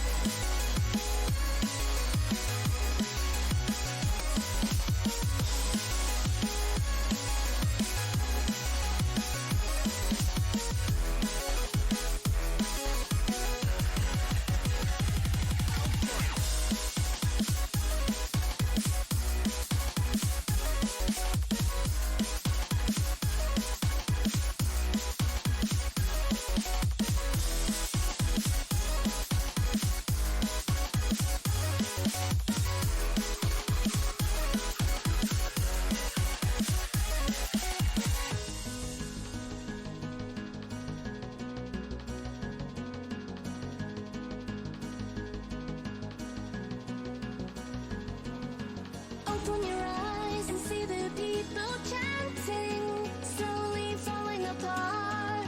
The silence causing an earthquake. I'm wishing upon a star. This time I'm feeling higher, and I know I can be taller. Shadows causing an Welcome back to FDL here. We're here for an Adept game between the Adept Rams and the Adept Hornets. I'm here joined by Blade. How are you doing tonight, Blade? I'm doing good, Tubby. How you doing? I'm doing great here. How you feeling after your solo cast just a little bit ago? I'm doing all right still. I still feel like I'm trying to catch my breath after that one. Just a lot of talking. But I think we have a good matchup here tonight between two 4-1 teams. Absolutely. I'm really excited for it here. We are seeing the Rams come out with their A lineup, and the Hornets are coming out with their bottom lineup, or their tops are about the same salary. So either way, you could see it as their bottom or their B lineup. So I'm interested to see here if the Hornets are able to steal this one off of the Rams here. I'm very excited for it. Yeah, me too. So, Tubby, what do you say? Let's get these guys in the lobby and get this game started. Absolutely. Let's do it.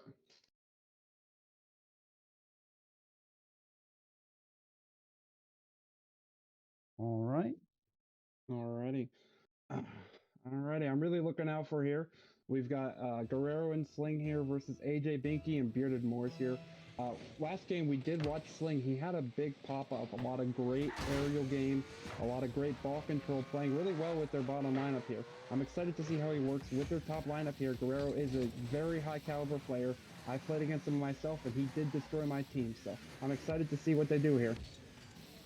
Yeah, me too. I can't.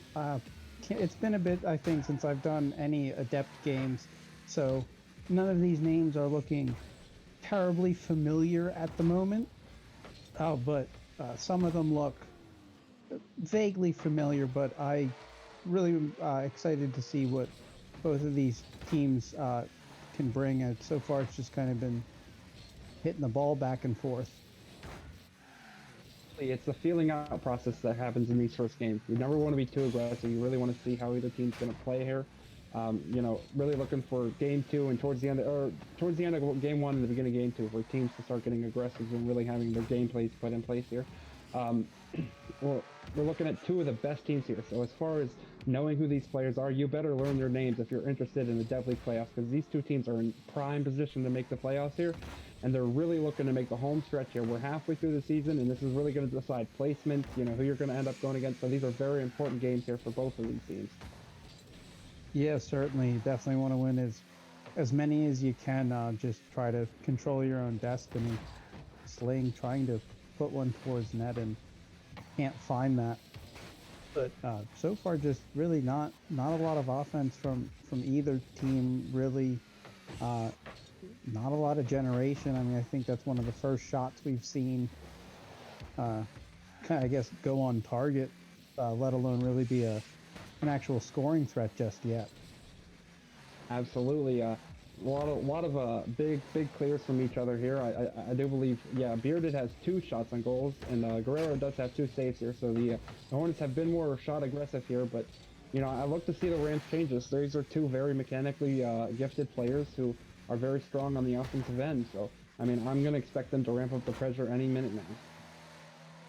Yeah, certainly they're finally keeping the ball down here in the Rams half, but just as I say, they lose possession of it in the Rams half, and it's cleared back down. But what do you think that these? Ooh, As great shot before there I by could even ask Guerrero. yeah, before I could even ask the question, yes, what do these teams need to do to try to I don't know take the lead, uh, shoot the ball and score forehead? Absolutely, I see where you're going there. What I really want to see out of here is which team controls the midfield, really taking advantage of the midfield 50s, controlling the pace, getting a lot more possession here, putting a lot more opportunities on net. So far, the Hornets have had a great one, but the Rams have played very patient, very counterattack centric, and that's what they got their goal on there. The capitalized of the stake off of AJ Binky. He hit it right in the middle. Guerrero was there to just slot it far corner there. Oh, great clear there by Binky this time. You know, this is what it comes down to a lot of times. You're capitalizing on mistakes here. Over aggressive there by the Rams, and just we've seen it both goals here. They're big midfield shots. Midfield wins the game a lot of times. See who can play it better here. It's a really great back and forth game here as we go to the kickoff here. Kickoff won by Bearded into the corner.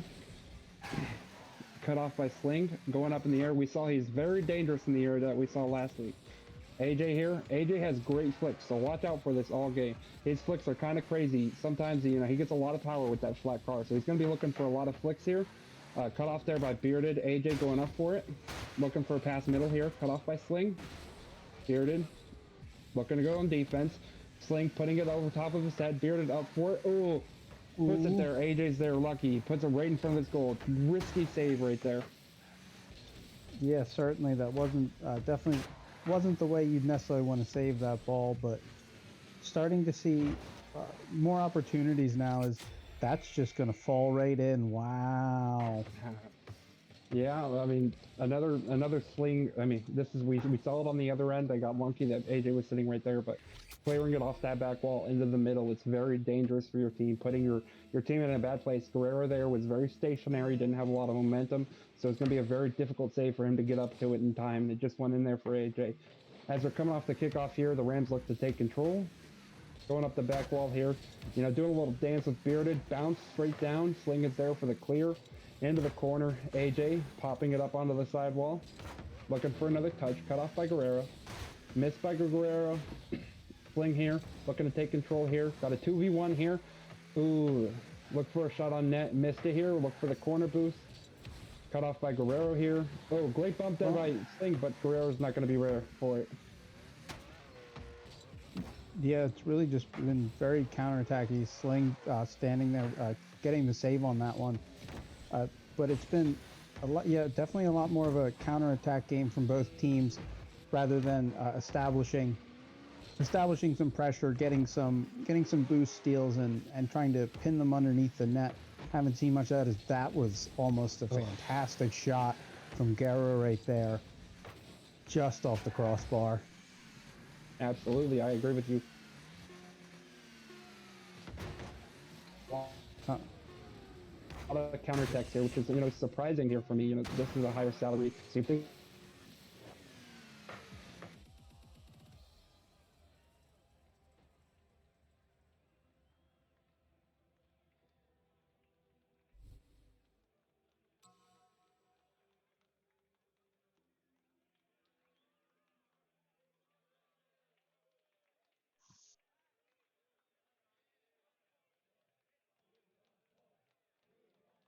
I don't know if that's me, but I cannot hear my co-caster.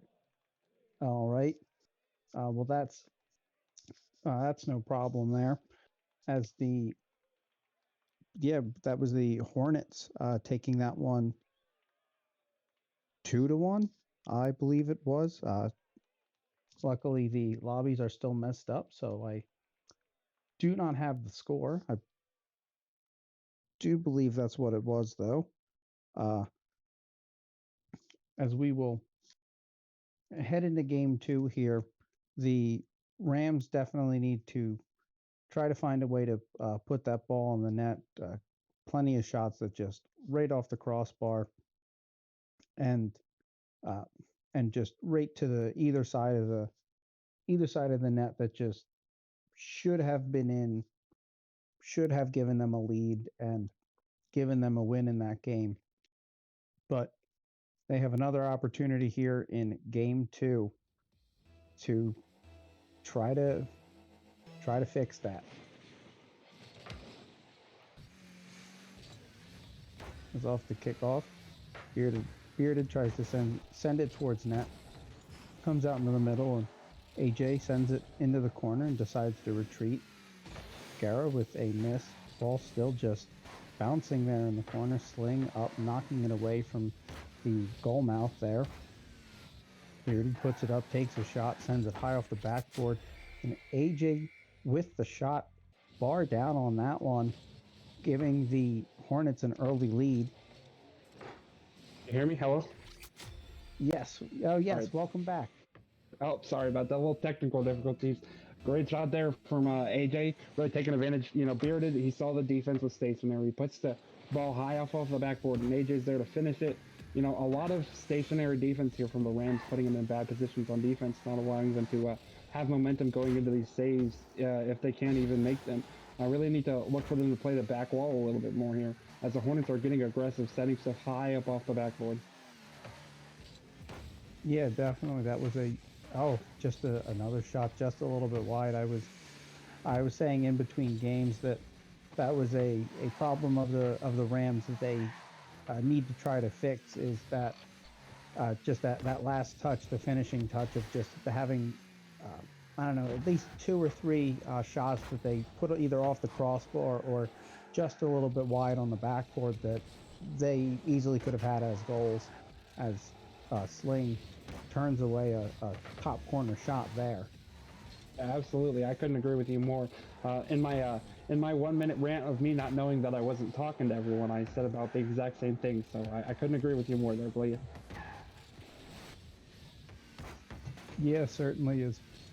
Bearded tries to make a touch off the backboard there, but definitely a little bit different narrative, at least going into this game, with the Hornets hitting the early lead. There is cheeky little play there trying to go towards goal, is Bearded with a air dribble, and both of the Rams up to meet it and knock it away. Yeah, I mean, the Rams, there seemed to be a little bit too much goalie playing here from what I'm liking here. A lot of stationary movement, a lot of them just sitting back in goal, which is making it very hard for them to keep possession and to keep the pedal to the metal, as one might say. Really giving the Hornets a lot of space here. I'd like to see them cut that down and maybe give themselves a chance here to put some offense along, because that's really been what their biggest problem is. Last game, they were outshot 8-4. I mean, they had 6 saves, but when you're not putting any shots on goal, it's very hard to win games. So, I mean, I would like to see them be a little bit more aggressive here and put a lot more pressure, as they do have the 2 higher salary guys in this game, and they really need to start making pressure against this defense. Yeah, certainly, and as a shot goes just wide from the Hornets there. But just that the Hornets have seemed like that they're finally starting to, that the Rams have finally started to get some opportunities and have started to pin the Hornets down underneath their net, get some boost steals in the corner, but are just still haven't found the results on that one yet. Is that's just going to be a miss in the corner, and Gara's going to get a freebie right there. Yeah, absolutely. Unfortunate miss there for Bearded. They're playing defensively so well so far, but corners are the hardest place in Rocket League to play. You never know how that ball's going to bounce, and he just misread it and Guerrero took advantage of the easy open net here as the Hornets win the kickoff. AJ going up with it, looking for a second touch here. Drop the mid. Who's going to take it? Looks like Guerrero's going to push it into the corner here. Look for another one, cut off by Bearded. Going up the wall, looking for a center ball. He misses. Bling's going to look to take control here. Looks to put it behind AJ, cut off by AJ. Guerrero looking for control here. A lot of controlling touches here for the Rams. Not a lot of aggressive, hard shots. It's it's coming back to bite them a little bit here. They're losing possession a lot because they're looking more for the finesse and less for the just getting in there and shoving their face into the ball sometimes when they need to. Yeah, definitely. That the keeping that ball close is usually useful, but just when you have a side as aggressive as the Rams can be, that it's not always the best tactic. That by the time that you have that really controlled and settled, that they're already there, that trying to get rid of it as fast as you can might be the better option, because you might end up getting that free touch. As we come down to the last 35 seconds here, both teams still just trying to find a second goal. The Hornets having that early one and just absolutely nothing since. Ooh. Oh, both Close shot posts there and from out. AJ. The rebound shot off the post as well. Oh, Well, this is an intense last 10 seconds here as the Rams are going to take control of the ball, as they have very many times before. A big flick here from Sling, cut off by Bearded. Guerrero going to look on it, play on defense. He misses it here. Opportunity for the Hornets here. Is he going to get it in? He is. oh no. Again, just capitalizing on defensive mistakes, and it's the same score from the last game.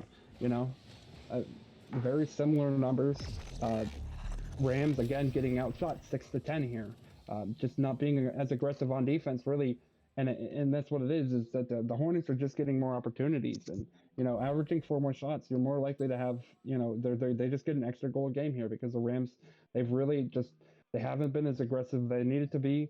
They're trying to take it slow and set things up, but they're not getting quality shots off of their setups. They're really losing possession off of a lot of their setups. There's a difference between being patient and staying close to the ball and just being too slow with it and letting the defense set up. A lot of times they're not getting the ball in their car at a good speed. They're slowing all the way down, stopping, which is allowing the Hornets to come around and get back on defense and have 2 men back as well, or instead of having like a 2-on-1 or a 1-on-1 situation.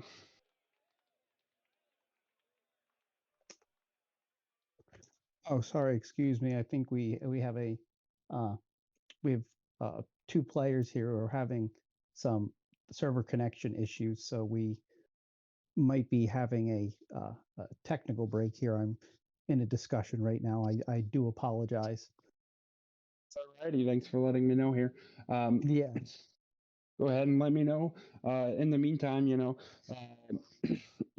excited to see whether the Rams can get the. It does look like I we are guess going. we're gonna. Alrighty, it's exciting to see if the Rams can turn it around here, and they got nothing to lose at this point, so I'm ready to see if they're willing to go all out to get this win. Yeah, certainly is. Oh, excuse me. Go ahead. Sorry, I was just about to go play over here, but if you got something to say, go ahead. Oh no, it's definitely going to be like after that last game. Really, I think the Rams played well. It was just that they just had 2 misses, 2 misses down in their half that were very critical and turned into 2 goals, and that was really the difference maker on that one. But even then, they still need to find more offense. Yeah, that's been the story in both games. Absolutely, I agree with you 100% here. And now they're going to look to get the reverse sweep here, which I believe means that they got to be a little bit more aggressive here, look for more than what they have. As Bearded gets a good clear here, looking to send it downfield. Into the corner, looking for one more, misses. AJ looking to take control in the midfield. Good bump there. Guerrero's going to be there. Oh, no, he is not. AJ gets it past him. A little sneaky touch right before Guerrero can get there. Great bump there by Bearded. Gets the defense out of the way. And I don't think Guerrero thought that AJ could get back to the ball. I think he had an easy clear, and AJ just snuck one right past him. Yeah, I think so too. I mean, I even thought that AJ wasn't going to be able to get to that, and even if he did, wasn't going to be able to put enough on it to get it by the Rams there is Bearded trying for the double tap there, but and can't find it. But another early goal for the Hornets in this one, and the Rams not really doing themselves any favors in this game so far. Absolutely, you know, they're really putting the pressure onto themselves here. You know, going down by one in a crucial game like this. I want to see what they'll do here, because I mean, so far the story has been is the Rams just not, you know, not being able to handle the speed of what the Hornets are playing at. You know, not even expecting it. It almost seems like they're surprised by how well and how quick they're playing. Yeah, I would have to say that because the Rams really have been playing more so a counter-attacking game, just finding those opportunities on those Hornets misses, like just a situation like that, just driving past and, you know, a demo play right there, just unsuccessful on that one. But those are that's the kind of offense that the Rams really have been generating.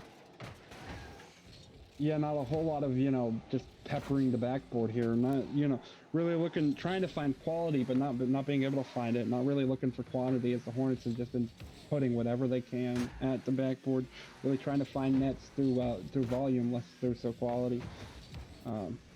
As excuse me. Sorry. As oh, great shot there by Guerrero. All right. Yeah, that was certainly a great passing play into the middle there. What a nice pass off from Sling, and just a strong finish. Absolutely, the Rams finally get a 2v1 and take advantage of it here. That's what they got to look for more. Getting the Hornets defense into let's say unfavorable positions would be the word for it, and really looking to take advantage of that last defender back, and the fact that they have two players ahead. A lot of the times they're looking for solo plays in those situations, but you know, looking for a good passing play there really help them out. As the Hornets clear this towards the net, cut off by Guerrero into the corner.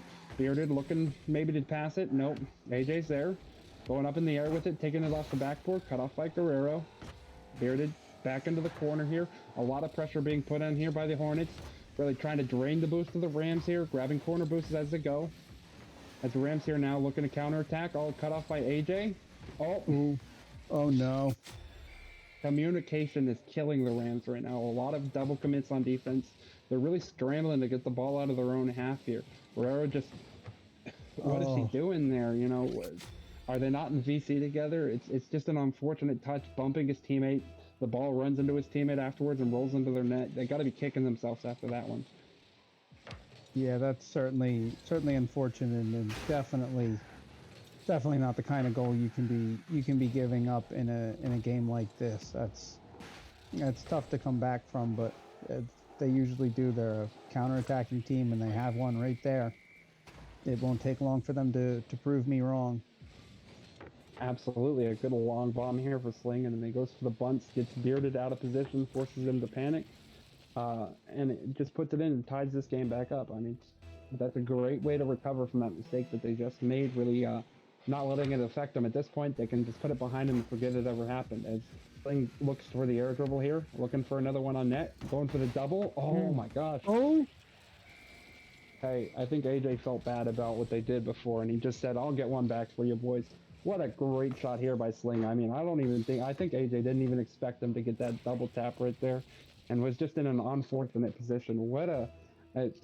Those are the breaks you need here for the Rams to get yourself back into this. Maybe this gives them the life to go for the reverse sweep, which I'm personally rooting for because I love reverse sweeps. Yeah, certainly. I mean, if you're gonna miss a shot, that's the kind of shot you want to miss. Sometimes just lucky bounces like that is what you need to get by, and it seems to have a little bit of luck in this one here. But his Beard is going to come through and just smash one into the goal. Absolutely, Bearded out here showing he is a legitimate 11 salary, which is the lowest you can be in the Adept League of FDL, but he's showing that he belongs on the field with these 12 salaries that are out here, really putting it on a clinic here on how to be a good third man here, really proving to be an asset here for the Hornets. As Sling gets that one over AJ and Bearded, as I am giving him a compliment, he overcommits a little bit on defense and allows for this quick counterattack. You know, it's caster curse, as I like to say. Just got a little too aggressive right there. Yeah, certainly. And you're right. It was a little too aggressive.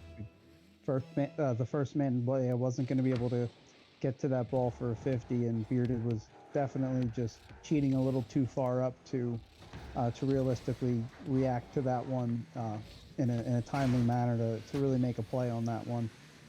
As he tries to put one off the backboard here, and uh, the Hornets again trying to establish possession here, and just hopefully not uh, just not getting punished by a Rams counterattack, as we're seeing right here as Lane tries to send a flick on net, but can't. The Rams are looking for a nice setup play, a good passing play here, as we've seen them go for a lot this game. Right now, it's going to look like the Rams are taking this one to 3-1. This is the first game that they have led in shots. Oh, I speak too soon. I speak too soon. We're going to OT, it looks like here. Unfortunate there for the Rams. What happened here? Guerrero just misread it off the wall here. One might argue that he didn't exactly need that. He should have been a little bit more situationally aware. Knew he had a 1-goal lead. Really just looked to slow play it and let the time drain out and just go for a competitive 50. But good on AJ there to be opportunistic and see that he missed it and really put it in before the end of overtime. Yeah, certainly. Can be a little tough time winding down like that. You may get a little frantic. Ball's getting close to the net. You want to get to that ball. You don't want to. You don't want to wait. It feels a lot longer than it is. That you just maybe go up for that ball a little too early, and I think that may have been what happened there. As we're almost 20 seconds in, and wow, that was a very nice play. Great passing play here. You can see it on his screen as you were watching it. You could see Guerrero coming in from the side, and Sling just finds and puts.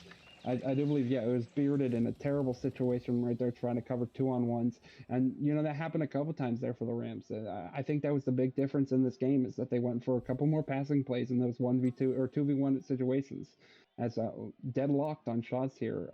Really great from the Rams. They pulled it out this time, and they really showed that they could be a little bit more aggressive. They didn't need to be a lot more aggressive, but really just evening out those shots and giving themselves just an equal playing ground to win the game. Yeah, certainly. With the Rams getting more shots, definitely looked like that helped them out a lot in this game. 5 goals this time. Only having scored 2 in the first 2 total. Absolutely. A lot better offensive pressure there. Really felt like they were smarter with their advantages and they were still setting it up, but they were setting up in more intelligent ways, looking for passing plays instead of solo plays, and really being more inclusive with their teammates, which is very important here in twos. It's what really allows you to get creative is good passing plays and having good chemistry with your teammates. Allowing you to maintain pressure and not give the other team the ability to breathe and relax on defense. Yeah, certainly, and that was uh, definitely something that the Hornets really didn't allow the Rams to do, but couldn't take advantage of on the scoreboard.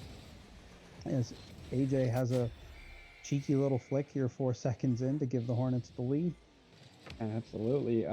I have noticed that the Hornets have gotten a lot of favorable kickoffs, a lot of 1v1 situations when Bearded is going off against whoever is going up against, giving AJ, who is a very dangerous player with the ball in his car, the ball, in some open space here. So let's see how that develops going forward in this series as AJ gets a bump on Guerrero and then ends up demoing him. So now the Hornets are looking for a 2-on-1 opportunity on the other side, or I guess it was Guerrero who demoed AJ. My apologies. Good Sling gets a good demo there. Bearded not getting quite the touch he was looking for there, but AJ does get a good spawn here. Looking to boom it downfield. Little touch here. Guerrero into the corner. Looking for the mid ball. A little high. AJ's going to cut this off as Sling overcommits a little bit here. Guerrero's going to be back on defense. Looking for the 50. Big boom downfield there. Great touch there by Guerrero. Putting Bearded in a... Great clear there for Bearded. I thought he was going to get beat there personally, but it was a great recovery there. As he puts the big one in, Guerrero's going to be there. AJ looking for the shot, cut off by Sling. Sling passing it down. Is Guerrero going to be there? Just off of it. Looking for a great passing play here. Liking the aggressive out of both teams to start this game here. The Rams are down by 1, so they really got to be aggressive, fighting for their life there. And the Hornets, they've been looking a little bit more counterattacking in this one. We're seeing aggression out of both teams. I like the adjustments that we're seeing here, and I'm excited to see how these games go down. Yeah, certainly. It just seems like even early on is that there have been, the shooting percentage is pretty good that they're putting the ball on net there. As Guerrero's going to have a free one out front to tie this up. Just sends it in off the sidewall to himself, comes in off the backboard, a misplay and a free goal. But it really seems like that those kind of mistakes from either team have really been things that have getting them punished, as AJ with another kickoff goal. Absolutely. Remember what I said just a second ago. Bearded has been winning those kickoffs, giving AJ great opportunities in the midfield with a little bit of space here, and it comes back to bite the Rams again. Maybe being a little bit too aggressive on that time there for Guerrero on the kickoff after Sling was not quite so successful here. So they're going to have to look to even it up again, as they have a great opportunity here. A weak shot there by Guerrero, saved by AJ into the corner, up on the wall, looking for the mid ball. Cut off again by AJ. AJ is just playing lockdown defense right now, trying to keep his team, telling the Rams, no, this is our game. Yeah, he's certainly shadowing the ball very well. That backboard play, we got the angle of that one, just perfectly positioned there to jump across the net and make that save. As Bearded sitting back, and AJ looking to kind of playing more first man now, sending the ball down towards the Rams' end before it's sent all the way back for Bearded to recover. Absolutely. I mean, the Hornets, from what I've seen, have had great communication. Not seeing a whole lot of double commits here, as that was a great shot there by Sling. Unfortunately for AJ, he was caught, he's caught what I like to call flat-footed here, and put in a very difficult opportunity. Good power shot, and he wasn't able to generate enough power with his car going forward due to the lack of momentum to get the ball out of the net. It just bounced off his car, went into the goal. Great opportunistic shot there from Sling. Yeah, certainly. It was a hard shot, and even though put it on target, the defense wasn't able to react in time there. That was a cheeky little kickoff that was Bearded's going to send that down, and Sling's going to miss that, and the Hornets are going to get another fairly quick goal in response. Absolutely, they're saying no, you can't have this.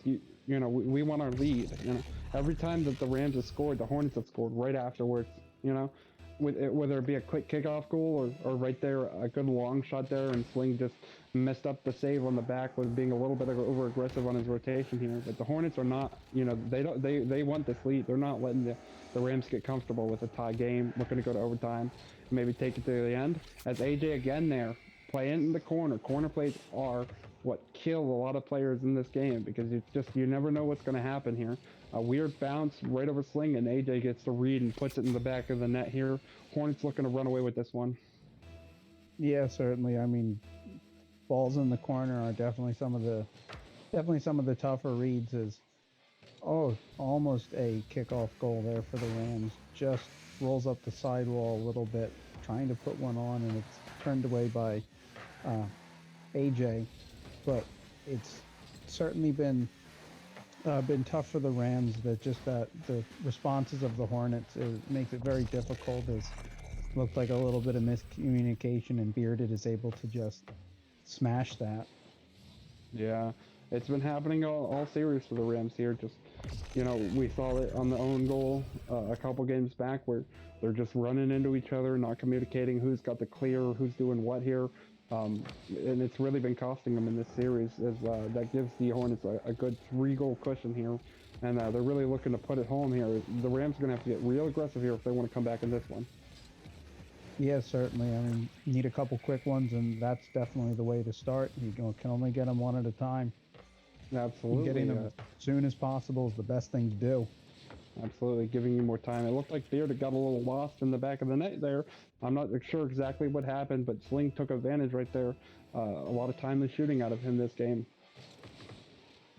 Yeah, AJ's gonna have one off the another shot off the kickoff there. This one is turned aside though, and that's definitely been a struggle for the Rams. The Hornets kickoffs have been excellent tonight, and Absolutely. they have been able to punish the Rams on that on a couple of occasions. Absolutely, yeah.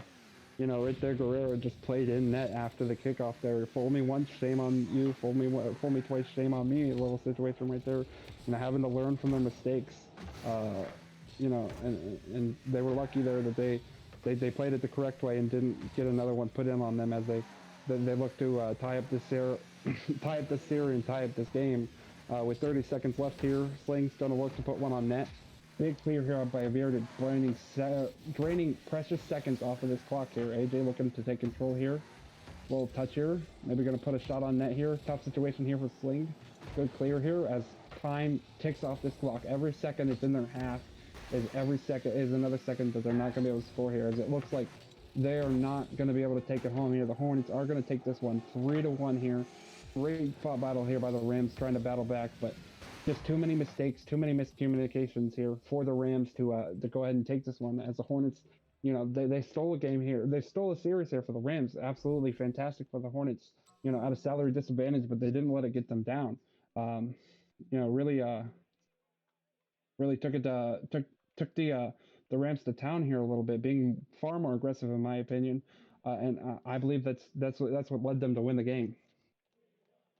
Yeah, definitely. That those just some of those Rams mistakes they ended up being punished. That uh, they're not they weren't always punished, but they uh, definitely on those some of those mistakes in the defensive half ended up being extremely critical mistakes that they could not afford to make. Absolutely, and for the Hornets here, I mean, this is super excited. You know, that they go to 5-1 here, move in front of the Rams in the standings. And probably move in front of them in the power rankings if they weren't already ahead of them, setting themselves up into a great place to compete for the one seed in the playoffs. You know, positioning is everything here. You get an easier first game. Usually have an easier pass to the playoffs, so they're really in contention for the first game. I do believe that the Unicorns are one of the only other teams that are excuse me, that are either 4-1 or undefeated. Yeah, it's definitely big when you can win these games. I mean, at 5-1, you really do control your own destiny. It's up to you, and just some of these losses, you know, a couple more losses from the Rams, and they might be in a situation where uh, they don't have a lot of control over their destiny. They might need a, you know, they might need losses from other teams. But yeah, as we get deeper into the season, these games all start feeling more and more meaningful. Yeah, absolutely. I couldn't agree more. And for the Rams, you know, you lost a precious A lineup here. You know, the goal is to go 4-0 when you're using your top lineup. You know, or it's 4 or 5-0. I think you can use it 5 times maybe. When you're using your top lineup and losing one of those games, you know, it really puts you at a disadvantage because you don't have that down the line to get a for sure win or well a higher a probability at a win there. So for them, I mean, it's crushing. You know, now you got one less game where you're going to be, you know, in a higher likelihood of winning already. It does seem that we will not be having an interview here tonight, boys. So it's been a great night at FDL here. You know, a fantastic series to end it there. Great Adept League action where we're seeing a bottom lineup. I do believe it's a bottom lineup sweeping or not sweeping, but 3-winning a top lineup. You know, this is the type of match that brings together a season and really shows who the best teams are. I enjoyed it very much. Anything else from you, Blade?